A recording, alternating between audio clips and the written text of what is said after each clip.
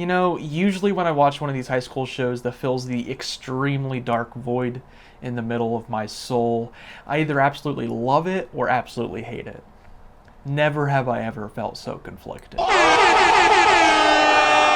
Last time I dropped a not so subtle hint that the kissing booth would be the next target on the Bobbeyonce review. But upon my fourth watch of the film, that's right, fourth, I was only halfway through and I already had 5 pages of notes, so I realized, wow, this is going to be a pretty big fish to fry. And right now it kind of seems like a really easy target, like Amanda the Jedi, shout out to you.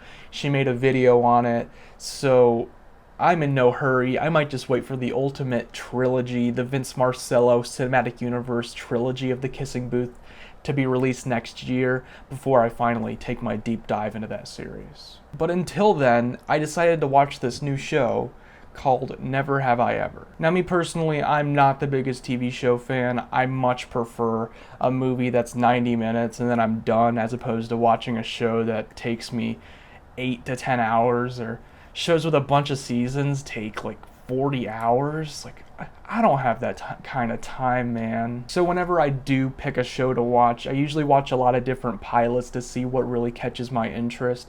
I tried that Scream series on MTV, which was just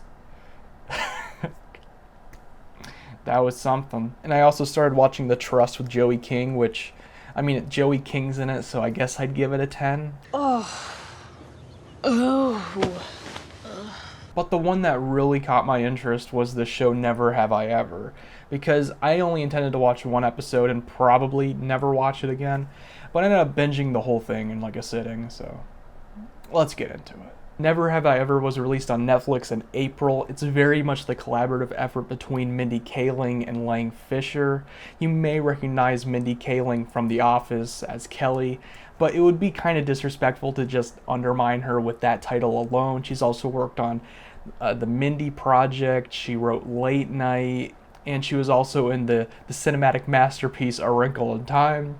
And maybe I should have just skipped over that one, but that movie's something special. The premise of the show is about as simple as it gets. You have Debbie, who is a high school girl who is dealing with your typical high school problems and also the loss of her father. It's really not rocket science, but it never needed to be. To start off with some positives here, the acting across the board is pretty competent, and especially for a show such as this. There's a good chance I'm going to butcher these names, so I got them on my phone. We have Maitreyi Ramakrishnan, who plays Debbie. As far as I'm concerned, this is her first time acting, which is pretty admirable because she's a total delight to watch. The dynamic she shares with her mother, played by, Poorna Jagnathan, oh my god, I don't think that's right. But this relationship is something that clearly stands out in this series. Not that having this kind of damaged relationship between mother and daughter is the most original concept in the world. It was in Lady Birds and a lot of these other projects, but it was still one of the highlights for sure. And having this dynamic work so well is really important because there are some emotional moments toward the end that you really need that relationship to work for you to buy it, and they really pay off for the most part. There's one moment in particular when Debbie says something to her mom and storms out of the room. That hurt. One of the biggest positives I do have is about representation. Representation is so important, and especially when it comes to high school movies, we don't get a ton that are centered around different races. We usually get Whitey McWhite in a movie. I'm sorry to be informal there, but that's just how it goes. And don't get me wrong, I love me some John Hughes movies, but some of those casts are whiter than the whitest and thickest cottage cheese, and everyone who isn't white in those movies is usually a ridiculous caricature. I mean, look at 16 Candles, where the Asian character is just, they literally have gongs whenever he shows up. It's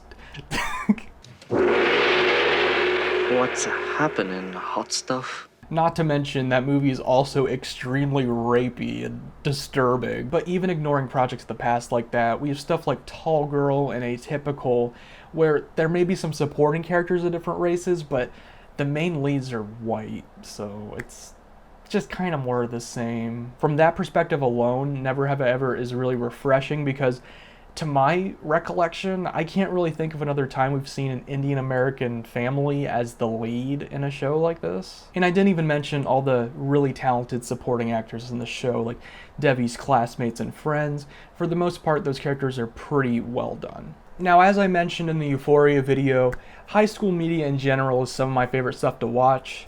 I don't really know why, but I really get a kick out of it. And for me, there are two different kinds that I really like. You have the extremely corny side, and you have the extremely well done side, which you rarely get from these kind of movies. On one end, you get something like Atypical, which I view as very cliche, very corny, but I still enjoyed that for what it was. And then you get something like Euphoria, which completely takes all of the tropes we've seen in the past and makes them their own, which is also a really good way to do it. And for me, Never Have I Ever is kind of a Frankenstein monster of both of those different sides. So you have really progressive elements and a lot of great representation, a really refreshing main character. These are great. But then you have all these tropes, all the corn, all the cheesiness, all the cliches that you get in a lot of the bad ones, and it comes together, and the results are kind of mixed. Devi's rival of the show, Ben, he's this Jewish white kid whose rich family doesn't pay any attention to him, so he's just moping in his big mansion. So he's basically a privileged white kid who drowns out his sorrows listening to Post Malone and takes a mad hit out of his cotton candy vape. So from the get-go, Devi and Ben are established as hating each other. So if you've ever seen a show or a comedy, I'm going to give you three options of how you think they're going to end up at the end of the show. Do they A, end up hating each other more than ever? B, understand each other's differences and go on their own paths? Or C, end up making face in a car at the end, realizing that they're truly in love? Do I even need to give you the answer? Of course it's f***ing C. If we were to open a book titled Cliche 101 for Dummies, right? And we go to chapter 1, the first thing that would likely be on there is something like, characters who hate each other at the beginning realize their true love for each other by the end. And the other trope that the show has that I just cannot stand is the trope of having a lie or a secret that you can't reveal. So then 2/3 through the movie, the friends of the character find out what it is, and then it causes a breakup so that everyone has to hate the lead character, and then there's a montage of her crying. Oh no. It's in every damn one of these movies. I'm tired of this. You know I treat The Kissing Booth like Citizen Kane, but that has it too. I guess for full spoilers right now, I don't think this show is a tenant. I don't think this is anything you can spoil, so just suck it up as I drink my seltzer. So the main story in this show is that Devi gets caught up in this lie with having sex with one of the most popular kids at the school, Paxton, but she doesn't correct it. So she's telling her best friends, like, oh yeah, we had really nice sex. And then eventually, through the most coincidental and convenient circumstances possible, of course everyone finds out. And then when her friends find out, they're like, oh, you lied to us, you So then they completely dismantle their relationship.